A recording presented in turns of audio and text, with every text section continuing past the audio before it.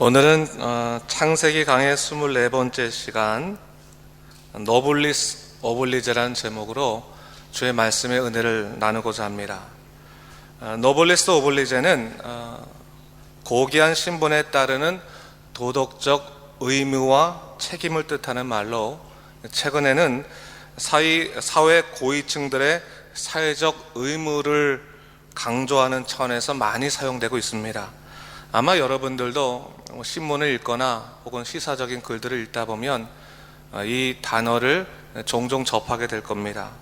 근데 가만히 보면 이 말이 요즘에는 긍정적인 차원에서 쓰이기보다는 때때로는 부정적인 차원에서 쓰일 때가 종종 있어요. 그래서 소위 사회적 성공을 이룬 사람들을 향하여서 좀 압박용으로 사용될 때가 있습니다. 그래서 당신은 많은 것을 얻었기 때문에 더 많은 것을 내놓아야 된다. 노블리스 오블리제가 그런 거다. 이렇게 강조를 하는데, 그러다 보니까 상대적으로 내가 가진 것이 적다라고 생각하는 사람들은 이 말이 자기하고는 상관없는 말처럼 여겨지기도 합니다. 근데 사실 노블리스 오블리제는 이런 그런 의미에서 사용되는 것은 아니죠. 이 말은 말 그대로 존귀한 신분의 인식에 따른 도덕적이고 사회적인 책임을 말할 때 이야기하는 겁니다. 그래서 책임보다 우선되는 것이 뭐냐? 신분에 관한 인식이다. 내 신분이 누군가라고 하는 인식이라고 하는 겁니다. 어떤 인식을 가졌는가에 따라서 내 삶의 책임도 달라진다라고 하는 것을 얘기하는 것입니다. 여러분은 여러분 자신의 신분에 관한 어떤 인식을 갖고 있습니까? 여러분은 존귀한 자입니까? 아니면 비천한 자입니까? 아니면 별 볼 일 없는 사람입니까? 사실 신분에 관한 인식은 그 사람이 지닌 삶의 가치관에서 비롯될 때가 많이 있습니다. 내가 지금 어떤 가치관을 가지고 살고 있느냐에 따라서 자기 신분에 관한 인식도 달라지는 것입니다. 물질적인 가치관을 가진 사람들은 사람에 대한 판단 기준이 소유에 있습니다. 그래서 많이 소유한 사람이 성공한 사람이죠. 그리고 반대로 적게 소유한 사람이 실패한 사람입니다. 이런 사람들에게는 자기의 신분도 자기가 가진 소유에 따라서 판단이 될 것입니다. 반면에 도덕적인 가치관을 가지고 살아가는 사람도 있습니다. 이 사람들은 윤리적인 가치 기준을 가지고 사람들을 평가합니다. 이런 사람들은 자기의 삶의 가치를 높이기 위해서 도덕적인 행위에 충실하지만 자칫하면 남을 윤리적인 잣대로 판단할 수 있는 그런 실수를 범하기도 합니다. 그래서 항상 자신을 잘 다스릴 수 있는 지혜가 필요하다라고 하는 것이죠. 또 신앙적인 가치관을 가지고 살아가는 사람도 있을 겁니다. 누구죠? 우리 같은 사람들, 믿음의 사람들. 신앙적인 가치관을 가지고 살아가는 사람들은 하나님과 나와의 관계성 속에서 자기 자신의 신분을 인식합니다. 여러분, 우리는 어떤 신분을 가진 사람이에요? 죄로 인해 죽을 수밖에 없는 그런 죄인된 존재였지만 예수 그리스도의 십자가 희생으로 구원을 받은 후에 은혜 받은 자로서의 신분을 갖게 된 거죠. 바로 하나님의 은혜로 인해서 존귀한 자가 된 것이 바로 우리들의 삶입니다. 베드로전서 2장 9절 말씀처럼 그러나 너희는 택하신 족속이요 왕같은 제사장들이요 거룩한 나라요 그의 소유가 된 백성이니 이는 너희를 어두운 데서 불러내어 그의 기이한 빛에 들어가게 하신 이의 아름다운 덕을 선포하게 하려 하심이라. 어두운 데 있을 수밖에 없는 우리 존재였지만 하나님께서 그의 기이한 빛으로 불러신 그 은혜가 있기 때문에 그 은혜가 우리 신분의 근거가 된다라고 하는 거예요. 주님의 은혜로 존귀한 자가 되었기 때문에 그 은혜에 감사하지 않을 수 없다라고 하는 것이죠. 여러분, 은혜에 대한 감사함이 있는 삶은 달라질 수밖에 없습니다. 하나님이 주신 은혜를 나 혼자 누릴 수 없기 때문에 마땅히 그 은혜를 나누는 삶으로 발전하게 됩니다. 그래서 우리 신앙인들에게 노블리스 오블리제는 어쩌면 당연한 것인지도 몰라요. 주님의 은혜로 인해서 존귀한 자가 된 우리의 신분, 우리의 삶은 마땅히 은혜를 나누는 쪽으로 그렇게 발전해 나가야 한다고 하는 사실입니다. 노블리스 오블리제의 정신을 말할 때 꼭 회자되는 사람이 있습니다. 여러분 혹시 고다이버 부인이라고 하는 사람을 들어보신 적이 있는지 모르겠어요. 990년경에 실존했던 한 여인입니다. 근데 이 여인이 1898년에 존 코리어라고 하는 화가가 이 부인의 숭고한 정신을 기념하여서 그림을 그렸어요. 이분의 삶에 관한 그림을 그렸는데 그 그림의 이제 모습이 어떠냐면 한 젊은 부인이 말을 타고 가는데 벌거벗은 채 말을 타고 갑니다. 그리고 뒤에 있는 마을들은 모두가 문이 잠겨져 있고 창문이 잠겨 있는 그런 모습을 갖고 있는 그림이 있어요. 여러분 한번 찾아보시면 좋을 것 같아요. 근데 이 그림이 겉보기에는 좀 당황스럽지만 사실 이 그림에는 아주 감동적인 스토리가 담겨져 있습니다. 고다이버 부인은 레오프릭 3세라고 하는 코벤트리 지역의 영주의 아내였습니다. 당시 이 레오프릭 영주는 70세 노인이었어요. 70세 노인. 그리고 이 고다이버 부인은 16살의 어린 소녀. 어떻게 보면 어린 소녀가 어렸을 때 영주의 부인이 된 거죠. 그렇지만 이 여인은 나이와 상관없이 하나님에 대한 철저한 신앙을 갖고 있는 사람이었어요. 하나님의 뜻대로 살기를 원하는 하나님의 자녀로서의 신분인식을 갖고 있는 사람이었습니다. 근데 이 여인이 코벤트르 지역의 백성들이 갖고 있는 고통들에 대해서 듣게 되는 거예요. 이것은 뭐냐면 영주가 내린 세금으로 인해서 너무나 고통스럽게 이 마을 사람들이 살아간다는 것을 알고 나서 세금을 감면해 줘야지만 이 백성들이 살아갈 수 있다라고 생각해서 영주에게 말을 하죠. 여보, 제발 부탁이니까 이 백성들의 세금을 감면해 주세요. 근데 영주가 듣지도 않습니다. 더 많은 돈을 자기가 얻을 수 있으니까 허락하지 않아요. 그러나 포기하지 않고 계속해서 청을 하는 거죠. 세금을 감면해 주십시오. 세금을 감면해 주십시오. 나중에 영주가 귀찮아서 어떻게 했냐면 내가 조건부로 허락을 하나 하겠다는 거예요. 그러니까 이 영주는 이 여인이 신앙적인 여인이었던 것을 알았기 때문에 당신이 벌거벗은 채로 내 영지를 한 바퀴 돌 수 있으면 나는 세금을 감면해 주겠다. 이게 허락해 준 것이 아니죠. 왜? 이 여인은 굉장히 신앙적인 사람이었기 때문에 가당치도 않은 요구였기 때문에 그것을 어떻게 허락할 수가 없었죠. 근데 조롱의 말과도 같은 거였어요. 근데 이 고다이버 부인이 그 이야기를 아주 깊숙하게 받아들이게 됩니다. 내가 정말로 벌거벗고 이 마을 전체를 돌 수 있다면 이 백성들의 세금이 감면될 수 있겠구나 생각하고 그렇게 하겠다고 결심을 하게 됩니다. 그 결심을 마을 사람들이 다 듣게 되는 거예요. 다 알게 되는 거예요. 그래서 이 고다이버 부인이 벌거벗은 채 말을 타고 마을을 돌 때 마을 사람들이 약속을 합니다. 어느 누구도 이 부인이 수치스럽지 않게 하기 위해서 다 문을 닫고 창문을 닫아서 이 부인을 보호하자. 그래서 이 여인이 수치스럽지 않게 마을 한 바퀴를 돌 수 있었다고 하는 그런 내용을 다루고 있습니다. 그래서 여러분 영어 단어에서요 고다이버즘이라고 하는 말이 있어요. 이 말이 뭐냐면 어떤 관습이나 고정관념을 타파하는 새로운 정치적인 행동을 의미할 때 고바이더즘 이런 말을 사용합니다. 그래서 이 고바이버 부인의 이런 헌신은 사실은 뭡니까? 신앙인의 자기인식, 신분에 대한 인식에서부터 비롯됐다라고 볼 수가 있는 겁니다. 오늘 우리도 마찬가지겠죠. 하나님께서 우리들에게 존귀한 자로서의 신분을 주셨습니다. 그 신분을 우리가 분명히 인식한다면 우리의 삶이 달라지지 않을 수 없는 것입니다. 오늘 본문에서 우리는 바로 아브라함이 노블리스 오블리제의 모습을 발견할 수 있습니다. 지난주에 우리가 아브라함이 부지 중에 하나님을 대접하게 된 이야기를 살펴봤는데 이를 통해 우리는 아브라함이 하나님과 인격적인 관계가 형성된 후에 그의 삶이 변화가 되는데 우선적으로 어떤 변화가 있었어요? 이웃을 향해서 나그네를 향해서 열린 마음으로 그를 받아들이는, 그래서 뭡니까? 삶이 예배가 되는 그러한 일을 경험하게 되었다는 것을 얘기했어요. 여러분, 하나님의 은혜를 경험하게 되면 우리 삶의 태도가 바뀝니다. 우리 자신에 대한 인식이 바뀌면서 자연스럽게 타인에 대한 태도가 달라지고, 이를 통해서 삶의 모든 부분들이 하나님의 영광을 위한 부분으로, 방향으로 바뀌어지게 된다고 하는 거예요.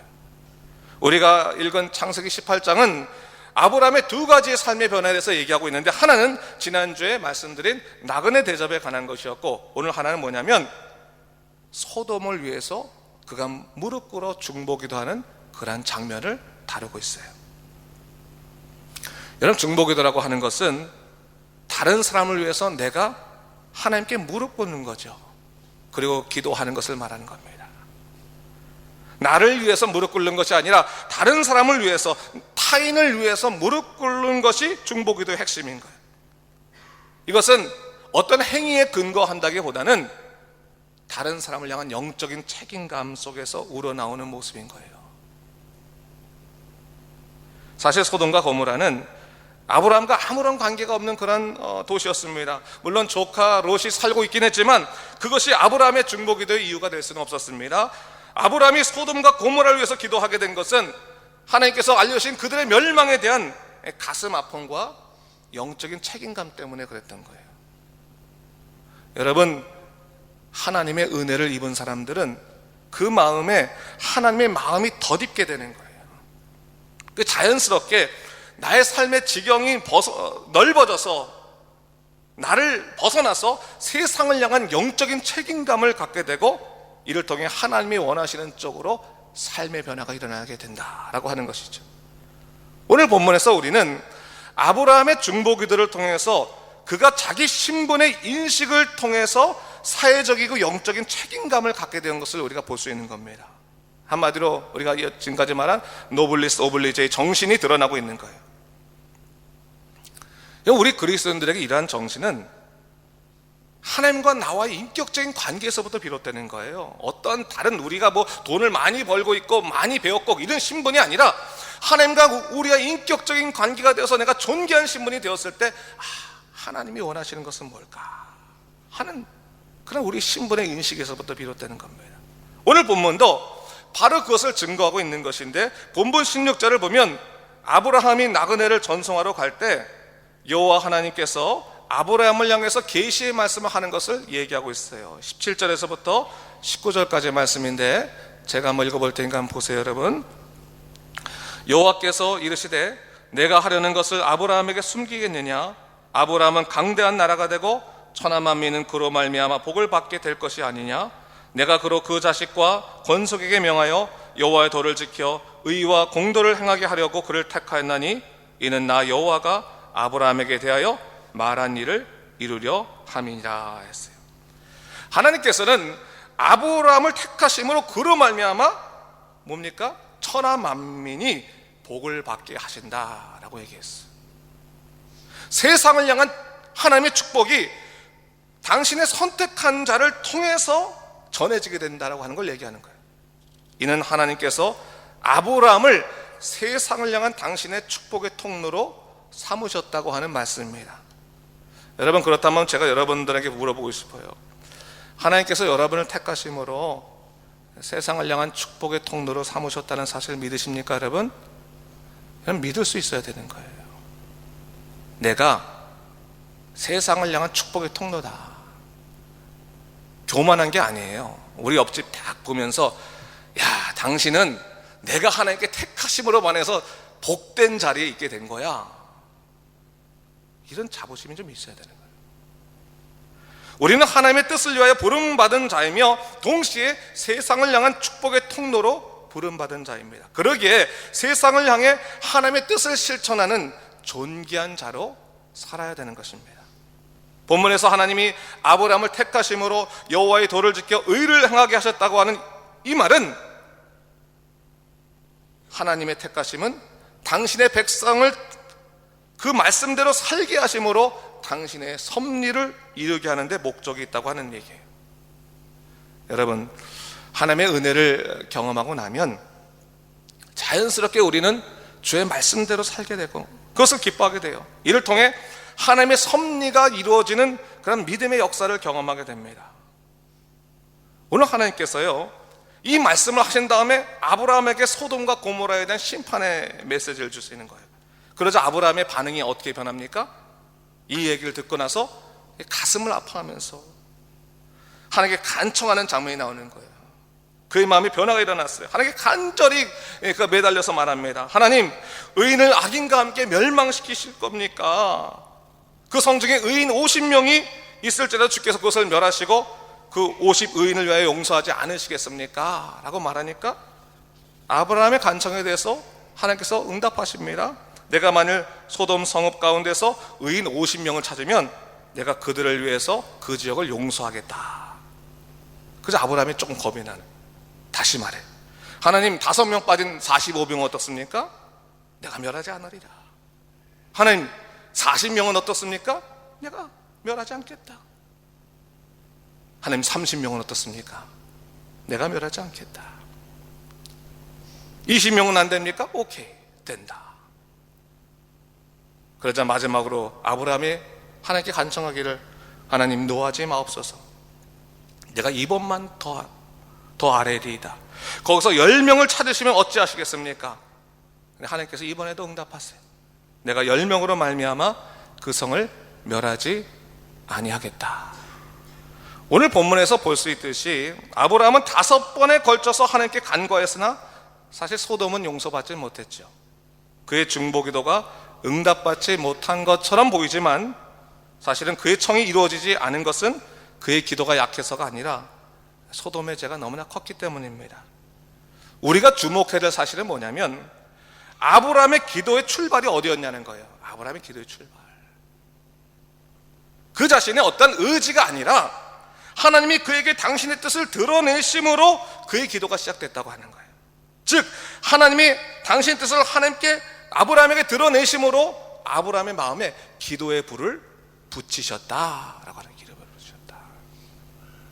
가만히 보면 아브라함이 기도할 때마다 하나님께서 응답하세요.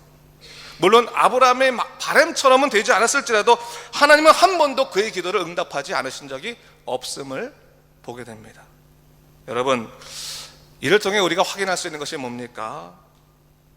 아브라함의 중보기도는 그의 인품이 좋아서 그렇게 시작된 것이 아니라 사실은 하나님께서 아브라함으로 하여금 중보기도를 하도록 그의 마음을 바꾸셨기 때문이다 라고 하는 거예요. 누가 자기가 아닌 남을 위해서 하나님께 매달려 기도하겠어요? 아브라함도 이전에는 그렇게 남을 위해서 기도하는 사람이 아니었어요. 그런데 하나님께서 오늘 아브라함의 마음을 바꾸셔서 그로 하여금 안타까운 마음으로 기도하게 하셨다고 하는 거예요. 그럼 17절 말씀을 제가 다시 한번 읽어보겠습니다. 여호와께서 이르시되 내가 하려는 것을 아브라함에게 숨기겠느냐. 여러분, 하나님께서요 우리를 택하시고 나면 우리 마음 가운데 하나님의 뜻을 보여주세요. 누구에게나 마찬가지예요. 그 뜻을 보여주시는 하나의 예 중에 하나가 우리 가운데 영적인 책임감과 가슴 아픔을 허락하시는 거예요. 여러분, 옛날에 솔직히 옆에 사람이 관심이 있었습니까? 옆에 사람 어떻게 살든 그 사람들 기도 제목이 여러분들에게 무슨 상관이 있겠습니까? 근데 어느 순간 어떤 사람 보고 참 어려운 일이 있으면 하나님께서 저 사람을 이렇게 인도하시면 좋을 텐데, 그러면서 어떻게 돼요? 기도하게 되는 거예요. 중보기도 하게 되는 거예요. 하나님, 저 사람이 복음의 눈을 뜨게 하여 주시옵소서. 하나님, 저 사람이 질병으로부터 벗어나게 하여 주시옵소서. 하나님, 저 사람이 강건하게 일어나게 하여 주시옵소서. 여러분들이 인품이 좋아서 그런 거예요? 아니, 성령께서 여러분의 마음에 기도의 불을 붙이셨기 때문에 그런 거예요. 그걸 통해서 여러분들 뭘 아는 거예요? 아, 내가 하나님의 사람이구나, 내가 존귀한 자로서의 부름을 받았구나 라고 하는 것을 더욱더 인식하게 하는 거예요. 그것이 하나님의 택하심의 하나의 과정이고 증거라고 할 수 있는 거예요. 모든 마음의 변화를 누가 주장하시는 거예요? 하나님이 주장하시는 거예요. 여러분, 그것을 여러분들이 알아야 되는 거예요. 내가 변화가 되고 있구나, 내가 하나님에게 이끌려 살아가고 있구나, 내 삶의 영적인 책임감들이 일어나고 있구나 라고 하는 거예요. 급작스러운 변화는 없을지라도 하나하나 여러분의 삶에 변화가 일어나기 시작한다면 하나님께서 여러분을 만지시고 있는 것이고, 동시에 하나님께서 여러분을 이끄시고 있는 것이고, 동시에 하나님께서 여러분을 사용하고 계시는 것입니다. 신앙의 삶은 사실 하나님의 만지심으로 변화되는 신비의 삶의 연속이에요. 예전에 영적인 일에 무관심하던 내 자신이 어느 순간부터 하나님에 대한 관심이 있게 되고, 이를 통해 자신만을 위해 살던 삶이 그 지경이 넓어져서 남을 위해 살게 됩니다. 누가 아픔을 겪고 있을 때 그냥 지나가지 못하고 골방에 들어가서 기도하게 되는 거죠. 하나님 붙잡아 주십시오. 가슴 아픔으로. 한 번도 남을 위해서 울어본 적이 없는 사람이, 아니 자기 자신을 위해서도 울어본 적이 없는 사람이 남 때문에 울기 시작하는 거예요. 그게 가슴이 아파서 울기 시작하는 거예요. 하나님께서 여러분을 바꿔가시는 거예요. 또 여러분, 난 신앙생활 했는데 변화가 없어, 그런 거 여러분 다른 쪽으로 생각하지 마시고 여러분의 마음속의 변화를 생각하셔야 되는 거예요. 하나님이 지금 나를 어떻게 바꿔가시고 있는가? 나로 하여금 중보기도를 하게 하시고, 나로 하여금 무릎 꿇게 하시면 하나님이 여러분을 변화시키고 있는 거예요. 지금 바꿔가고 계시는 거예요. 하나님은 우리를 당신의 사람으로 택하여 부르셨습니다. 그리고 우리를 그대로 두지 않으시는 거예요. 하나님을 깊게 신뢰하게 할 뿐만 아니라 우리로 하여금 다른 사람의 인생에 긍정적으로 참여하게 하십니다. 저는 이것을 거룩한 간섭이다 라고 말하고 싶어요. 한번 따라 해볼까요? 거룩한 간섭. 한 번 더. 거룩한 간섭. 하나님이 우리 인생에 간섭하시는 것처럼, 그렇죠? 당신의 거룩함으로 간섭하시는 것처럼 우리가 거룩한 마음으로 다른 사람의 삶에 간섭을 하는 거예요. 말로 간섭을 하는 게 아니라 뭐로 간섭하는 거예요? 영적인 기도로 간섭하는 거예요. 그들의 인생에 참여하는 거죠. 여러분, 다른 사람에게 말로 간섭하지 마세요. 그거는 서로 관계를 틀어요. 그렇죠? 깨요. 그렇지만 다른 사람들이 뭔가 문제 있을 때, 내가 저 인생에 좀 간섭 좀 해야겠다 생각하면 어떻게 해야 되는 거예요? 무릎 꿇고 기도하면 되는 거예요. 거룩한 간섭은 많이 하십시오. 여러분, 서로 간섭하십시오. 간섭하셔서 내가 저 사람의 인생에 긍정적으로 좀 간섭 좀 해야겠다 하면, 여러분 무릎 꿇고 기도하면 하나님께서 여러분의 기도를 통해서 그 삶에 하나님의 능력을 부어주실 것입니다. 여러분, 그걸 여러분 생각할 수 있어야 되는 거예요. 성도 여러분, 누군가 여러분 때문에 인생의 살맛을 얻었다면 여러분은 하나님께 제대로 지금 사용되고 있는 겁니다. 우리의 존재가 별 볼 일 없는 존재로 끝나서는 안 되는 거예요. 무슨 존재가 돼야 돼요? 별 볼 일 있는 존재가 돼야 되는 거예요. 별 볼 일 있는 존재. 한번 따라해요. 별 볼 일 있는 존재가 되자. 존귀한 존재가 되는 것은 정말 별 볼 일 있는 사람이 되는 거예요. 별 볼 일 없는 사람 되지 마세요. 다른 사람의 인생에 여러분들의 살맛 나는 그런 기회를 만들어 줘야 되는 거예요. 노블리스 오블리제라고 하는 말이 좀 어려운 말을 쓰긴 했지만, 여러분 이게 다른 데 있는 말이 아닌 거예요. 누구를 위한 말이에요? 우리를 위한 말인 거예요. 하나님께서 우리를 창조하시고 이끄신 그 은혜의 그 존귀함을 우리가 깨닫게 되면 우리는 다른 사람의 인생을 위해 살아가지 않을 수 없습니다. 영적인 책임감을 가지고 살아가지 않을 수 없는 것입니다. 제자의 삶을 살아가지 않을 수 없는 것입니다. 오늘도 하나님의 풍성하신 그러한 인도하심에 따라 다른 사람의 인생에 정말 빛이 되고 또 그들에게 희망이 되는 귀한 역할을 감당하신 여러분 되시기를 주님의 이름으로 축원합니다. 네, 기도하시겠습니다. 기도하실 때 잠깐 말씀을 생각하면서, 하나님 우리 인생에 하나님께 존귀한 은혜를 부어주셨는데 우리가 그 은혜를 생각하며 매 순간 하나님의 그 거룩하신 그런 책임감을 가지고 우리가 이웃을 돌보게 도와주시고 교회가 교회다운 역할을 감당하게 해 주시옵소서. 이 시간 우리의 신앙의 삶과 또 교회의 또 사명을 위해서 함께 기도했으면 좋겠습니다. 기도하겠습니다.